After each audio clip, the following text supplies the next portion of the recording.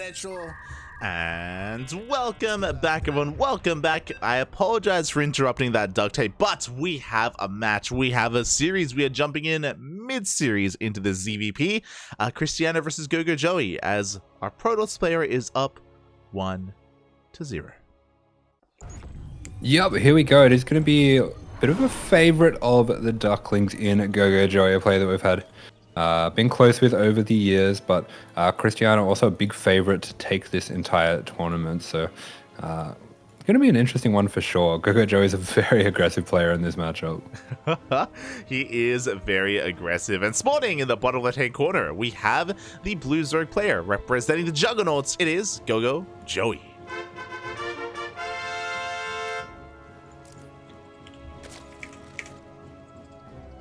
And in the top right-hand corner of the map, the pink Polish Protoss, it is for Blazer Krystianer.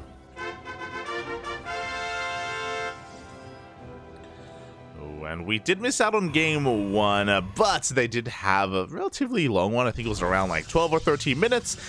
Did head into the mid game, and I'm curious to see how this does progress. As you mentioned, Krystianer is one of the favorites to go all the way. Like, looking at the bracket, Krystianer and Wayne, they're looking to be the top two, but we'll see if anyone can stand in their way. Yeah, that's right. Krystianer's a player that we have seen a lot in these tournaments, and he does tend to do very well. But at the same time, GogojOey, always good for an upset, especially against players that might not be so familiar against him.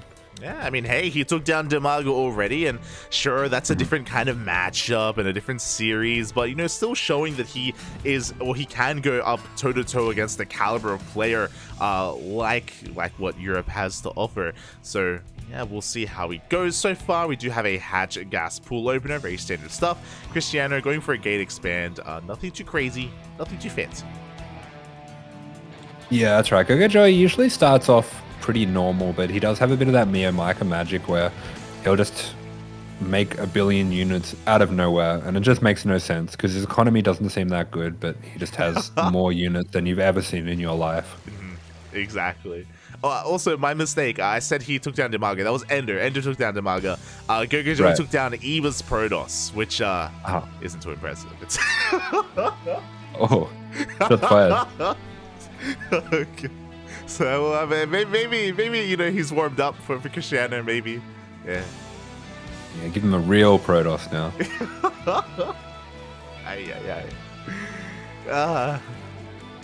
Look, I'm just saying that, like, Eva, he was hounding me about the Sparkling Tuna Cup and when's gonna be the next one, and when can he play, and then when he does play, he plays Protoss.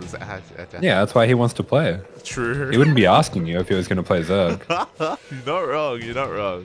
It makes sense now. It makes sense. Yeah. Maybe I'm going to sing. Huh? I was gonna say maybe I should lower my expectations. Yeah, I think so. Lower them just into the ground, 6 feet under. Oh god. As you were saying, so far it's going to be a standard opener here from Krystianer, going to be Stargate into Oracle. We do have an Adept that's going to be harassing across the map, and it may catch one drone. Oh. Yeah, that drone just kind of following behind it. Don't notice me. Just one of you. Just your Adept buddy hanging out. Yeah, I can see a finish on the shade here, so drone's going to be going down. Yeah, 3 workers go down in total here. Not too bad for 2 Adepts. They will be cleaned up finally by the leagues of GogojOey. He now has map control. He can move out across the map, but we have an Oracle ready and waiting at the 3rd base location. So Krystianer, he will be ready to deflect those lings. This will at least force the Oracle to stay at home, though, for the time being. Yeah, Krystianer does get the full scout on just how many lings there are coming across the map, so he's going to have to make sure that Oracle stays back home. GogojOey just pokes in, forces the Oracle to use up his energy. We'll be coming back in after that to put on a little bit more pressure, but all in all, looking like a pretty even game. And I was just going to say as well, Krystianer usually plays fairly standard in this matchup.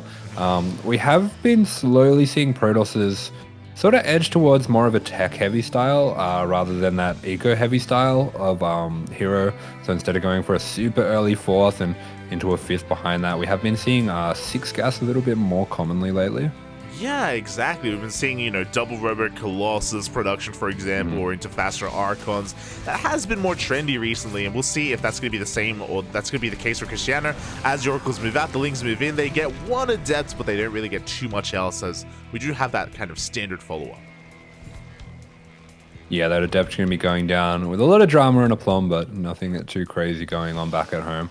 As we do have a pretty standard follow-up. The Oracle is not taking any hull damage either, which can be very important. I feel like that is one of the sort of differentiators of a good Protoss in the PvZ early game is just how much damage they get with the Oracle for hull damage. Yeah, exactly. I mean, a plum?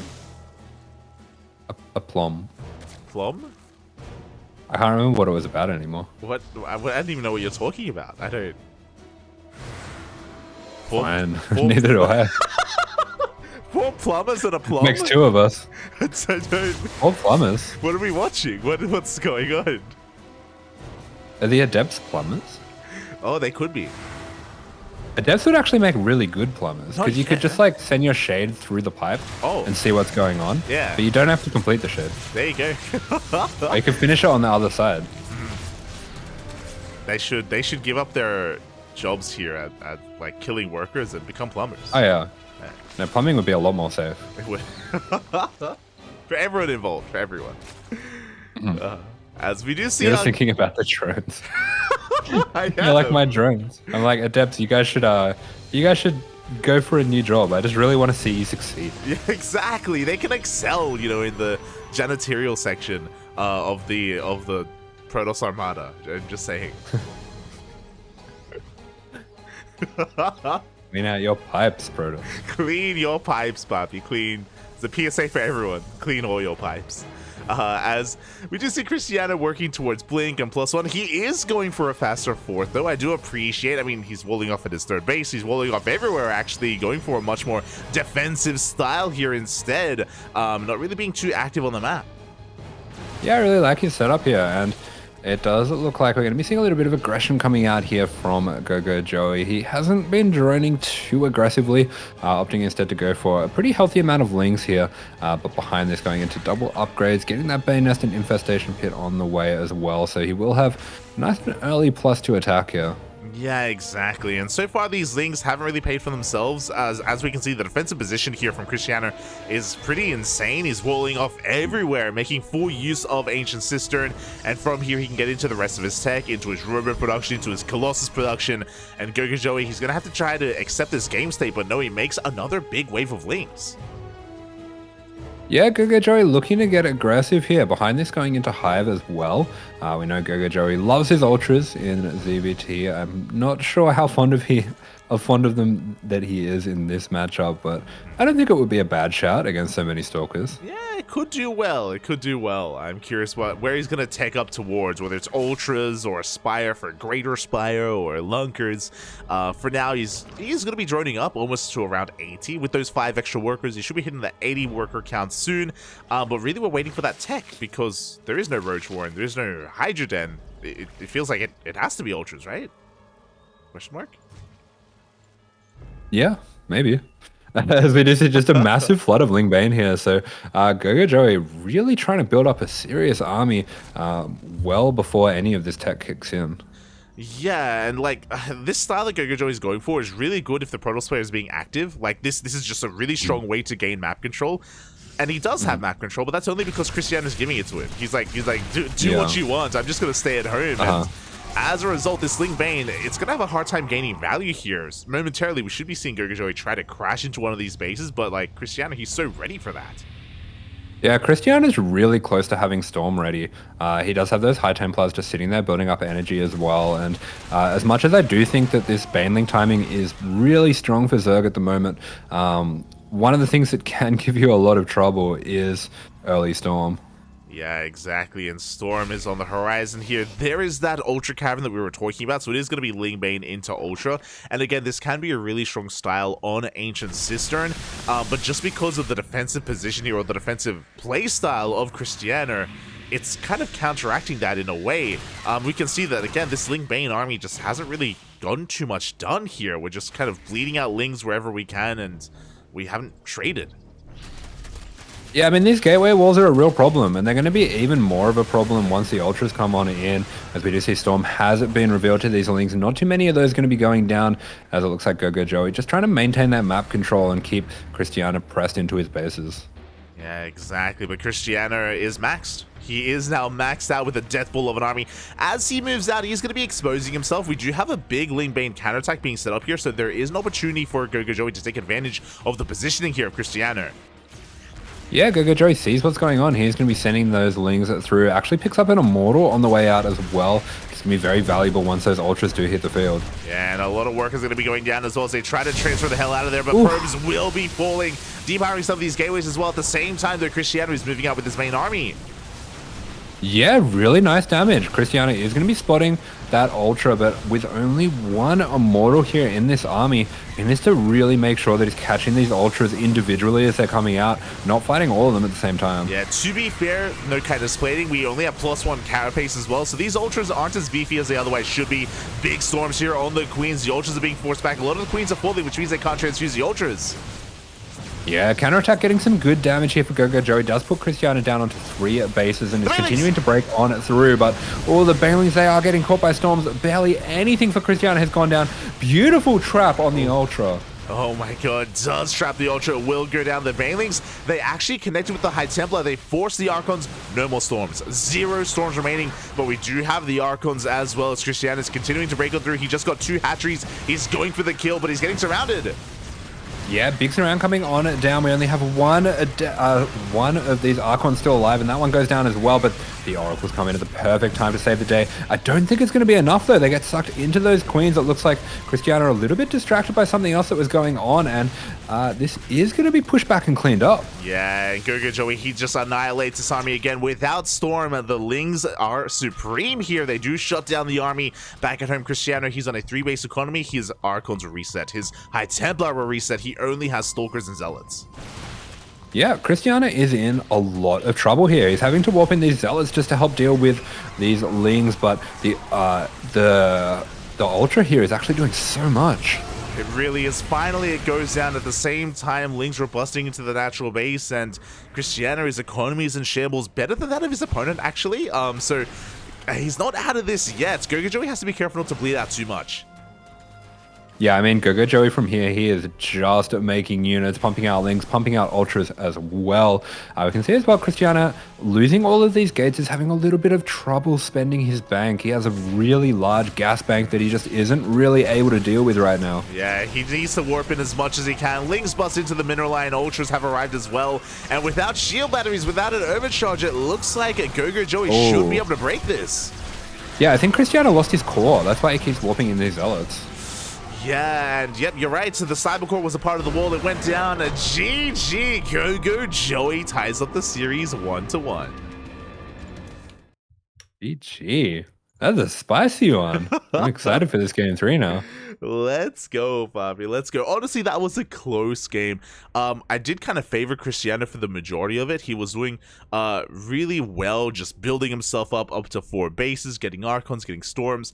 I do think that maybe he did he overextend, or maybe it's the lack of War Prism? He didn't have a War Prism with his army, so he couldn't reinforce. He couldn't really keep the pressure on while GogojOey was barely holding on.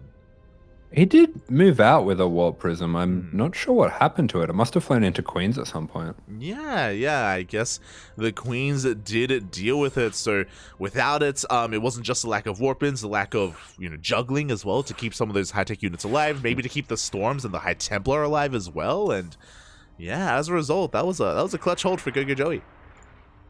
Yeah, clutch hold, really good timing on the counterattack as well. And Krystianer maybe not quite reading just how aggressive GogojOey wanted to be. Yeah, he's a bit tilted by that one. I've seen the GogojOey effect on people before. You mentioned it before. You're like, mate, these Caesars, like the way that they trigger Europeans. Yeah, the mental attacks that they have, and we're seeing that a little bit here. Yeah, Krystianer, he actually messaged me after the game. He was like, mate, I can't believe I lost that game. And you even pointed it out, right? Like, he had a massive bank, he just couldn't quite spend it. A little bit too much going wrong for him in the last moments of that game. Yeah, definitely. But let's see if he can turn it around. It is 1-1 in this best of 3, so he still has a chance to go on to the semifinals. Here he is in the bottom left. This is Krystianer.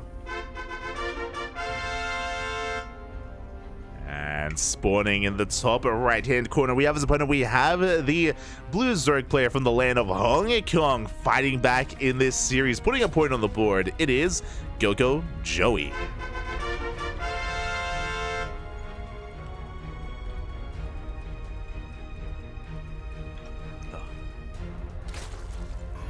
Boy, it all comes down to this. We are here in the ace match, and yeah, I mean, again, we didn't really get to see their dynamic in game number 1, but overall, I do like the playstyle that GogojOey was going for on Ancient Sister. I liked it for both players. Like, they were both like doing well for themselves in their own ways.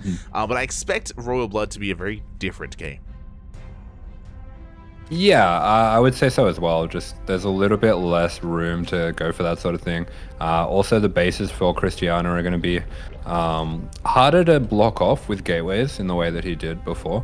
I do think that the thing that is particularly different about this map is you always have that central lane through the middle open. So even if you do block off the 3rd and 4th, these attacks that kind of set up in the middle and just block off all these bases from each other can be really annoying to deal with. Yeah, they really can. It can be really a little bit easier as the attacking player to kind of like zone your opponent away or just wedge yourself in between these bases and make it really awkward to engage. So yeah, it's going to be a little bit difficult here if we were, of course, going for the same playstyle, but I expect Krystianer to mix things up. You know, he is a versatile enough player to be able to do that. Meanwhile, oh, that's a fast Evo chamber. Oh, that's a very fast Evo chamber. I was going to say, I think Krystianer on a map like this is very capable of Glaives play, but I'm hoping for his sake that that's not what he's going for, as we don't have Warpgate getting started up, so yeah, it is going to be Stargate. There we go. There's going to be a Stargate opener from Krystianer. Pretty standard stuff. The probe is going to be patrolling, waiting for that 3rd base to be taken. Now, with this fast Evo chamber, this should be for fast +1 melee. Melee is prioritized. Link speed is gone after, and these will line up with each other for a big link flood.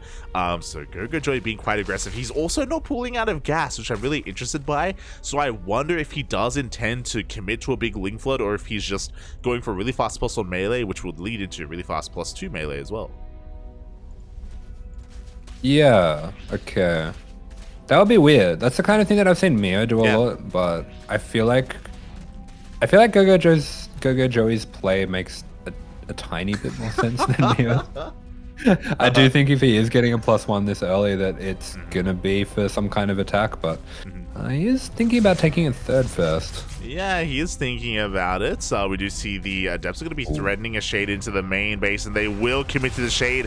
They do get a scout off on the Evo chamber, and just like that, Krystianer, he has all the information he needs. Yep, a little bit awkward. We do see what's going on there, and 5 drones going down as well.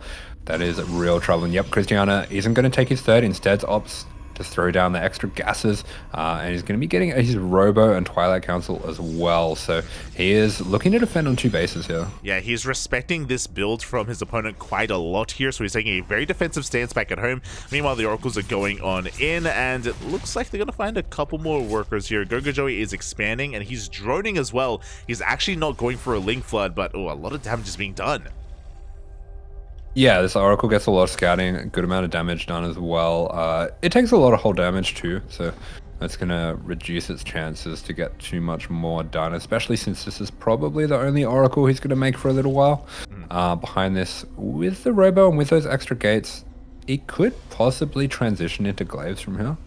He could, and we do have 2 more gates on the way, so it's going to be 3 gateways in total. We'll see what he does with this Twilight Council, as he goes straight into a Templar Archives for Archons. Okay, I do appreciate this, as GogojOey is going for a bait bust.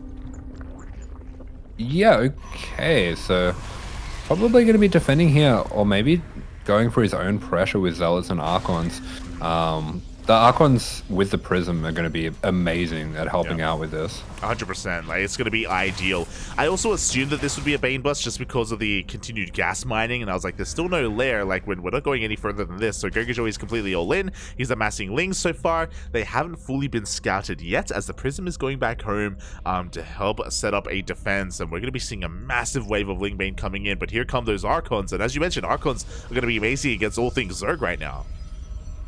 Yeah, I mean, an Archon with a Prism, that can be saved. It can be brought back to a shield battery, dropped on top of Banelings, anything like that. So I'm not loving GogojOey's position here. That being said, I don't know how many batteries Krystianer actually has. Does he have one of the natural? He doesn't. Yeah, this is looking pretty barren. No shield battery, no overcharge. The Banelings, they're waddling on in. Lings are getting ready to dive in as well. There's only one Archon. Bear that in mind, as the natural base is going to be broken. Yeah, the Banelings definitely going to want to waddle past the Immortal there, as we do see the Immortal going down, the Prism a little bit out of position. Looks like it was maybe thinking about saving some probes, but the probe's going to be getting out regardless. Yeah, the Archons, they do move in, they take down the Banelings, and despite busting in Krystianer, he only loses 3 workers. Yeah, only 3 workers going down. Forge is pretty close to finishing. Immortal coming out on top of that as well. And with most of those probes being saved, I think Krystianer is pretty much held at this point. Yeah, GogojOey, he had to do economic damage. He had to connect with those Banelings, but alas, nothing connected. He got 3 worker kills, and Krystianer is miles ahead. He's ahead in workers. He's got his third base fully saturated. The pressure's on GogojOey to get something done, but what can he get done with these Lings? Yeah, there we go. GG is called. I had these dumb intrusive thoughts sometimes when we're casting where you'll just say a phrase and it'll just like sit in my brain and there'll be just a joke there that doesn't work and isn't funny, but I just can't stop thinking about it. Like when you said connect with these Banes, I'm just imagining, you know, the Steve Buscemi with like the skateboard. And he's like, what's up, fellow kids? It's just like the Zealot walks in and it's just like, boom, haha, I'm just like you, Banelings. Oh my god. Yeah, just... What's going on, fellow Banelings? Boom. I love it. I love it. GG, well played. With that, Krystianer will advance on to the semi-finals, where he's going to be waiting for the winner of... Oh, Nicaract and Demi are still going on? No shot. Oh my goodness. Wow.